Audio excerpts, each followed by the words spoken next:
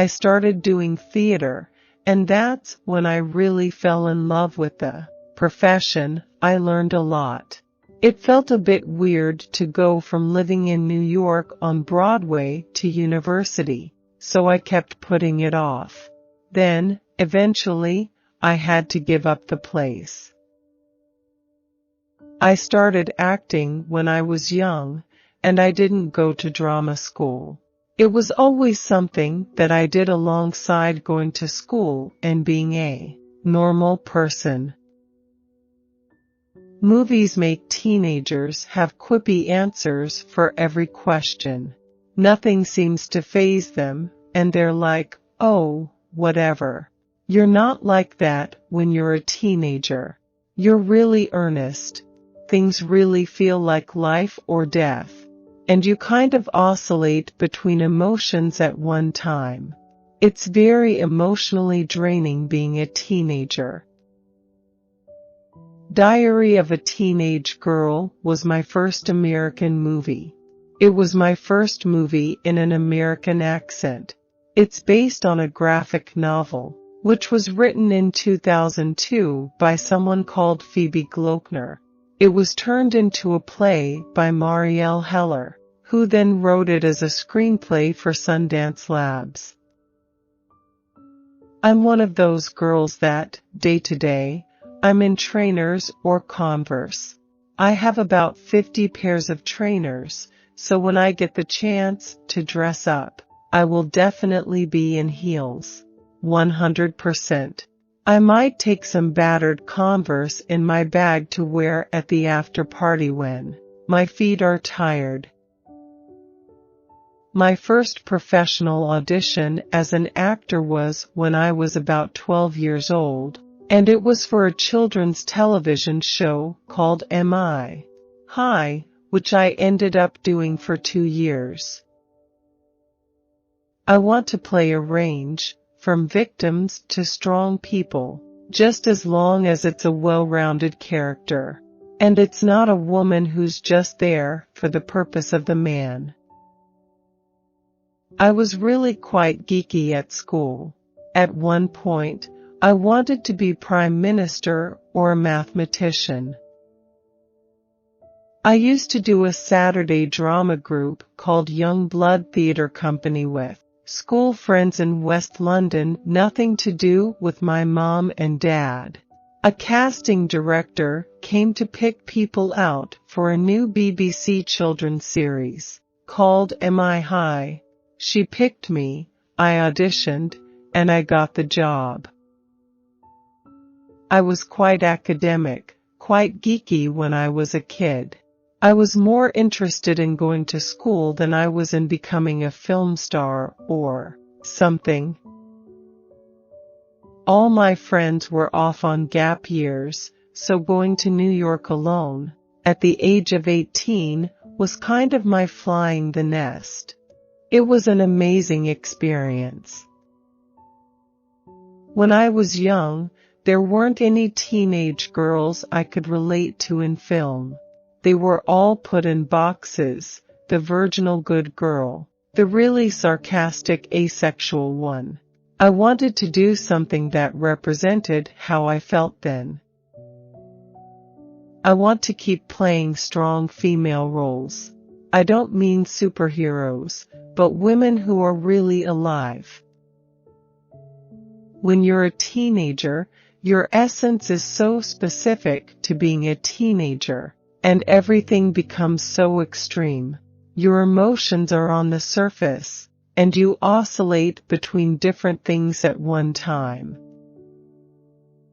I don't feel like I properly started acting until I did my first play, Tusk. I had a place to go to university.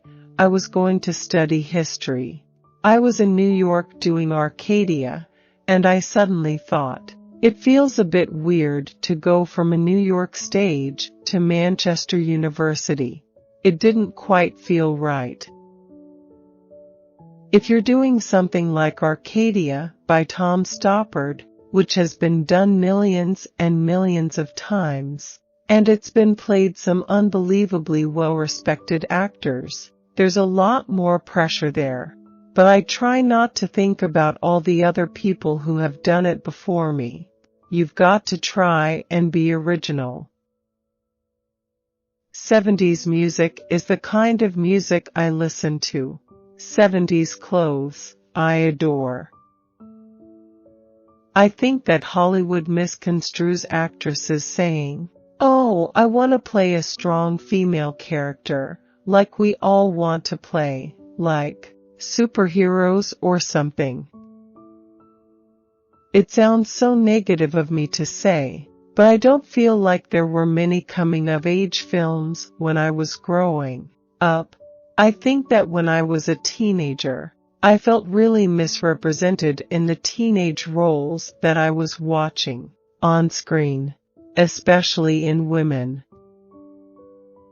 When you're portraying someone that really existed, there has to be a time as an actress where you leave reality and move into the fantasy world so you can do your job of creating a character. I grew up with my parents in the kitchen discussing the audition my dad had that day or moaning about something or other in the industry, so it was unglamorous and normalized for me from a very young age. My dad's an actor, and my mom's a casting director and a writer. I've been starstruck once. I'm a strong believer that everyone's just a person. Whether you've seen someone on screen do something amazing or they're super famous or whatever, everyone's just a person, and they do exactly what all people do. There's so much pressure on young people to go to university when they're 18 or 19, but actually, in the grand scheme of it, I don't think it matters to do it at that time. I always wear lip balm because I wear a lot of lipstick. I'm a big lipstick person. I would rather wear too bright lipstick than too heavy eye makeup. Most of my really strong friendships are with people I've known all my life. I'm so open to different things. The only thing I'd say is I've set the bar pretty high in terms of good female roles with Diary, and I want to continue in that vein. I'm not saying I only want to work with female directors, but I want to continue to work with emerging female directors. So many times, you get sent scripts where it's like the token chick, where the woman is just there to serve the man in the film. I loved history and Eastern European politics. I feel like all teenagers can relate to that feeling of being, like, so highly strung, and everything is so on the surface, and everything is so extreme. I'm not a fan of graphic novels, but it's not like one of my pastimes, reading graphic novels. The movies I used to watch, I remember always being so angry because I felt like I, as a teenage girl, was never truly represented in a film.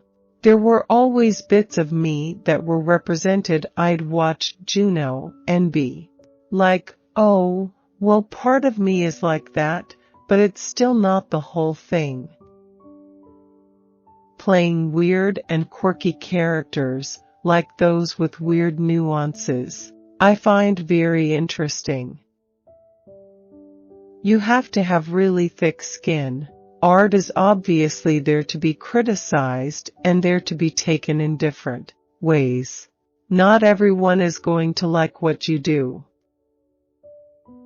I hope to teach people that it's fine to make mistakes because they will learn from them to be who they are and to learn to love their bodies. We try to push such crazy ideals onto young women, The Hollywood version of what they should look like, what they should do, and the kind of Prince Charming they should be looking for. We should just be proud of who we are, because we can't be anybody else. So what's the point of trying? Let's just say musicals aren't really my thing. I was doing one of my first plays at the Royal Court, and Matt LeBlanc came to see the play. He came backstage afterwards, and I couldn't speak. I kept trying to, but no words came out. I just kept thinking, that's Joey from Friends. That's actual Joey from Friends. It was so embarrassing. I feel confident that I'm presenting myself in a feminist way that is good for young women. I've set the bar high in terms of having a very feminist attitude towards how I present my body. I think people get confused. People think strong female characters mean you need to play an action figure. I actually fall asleep really easily. I'm a bit of a scaredy cat, though. I have to make sure that all the doors are closed, the front door is locked 3 times, and then make sure everything is covered and look under the bed.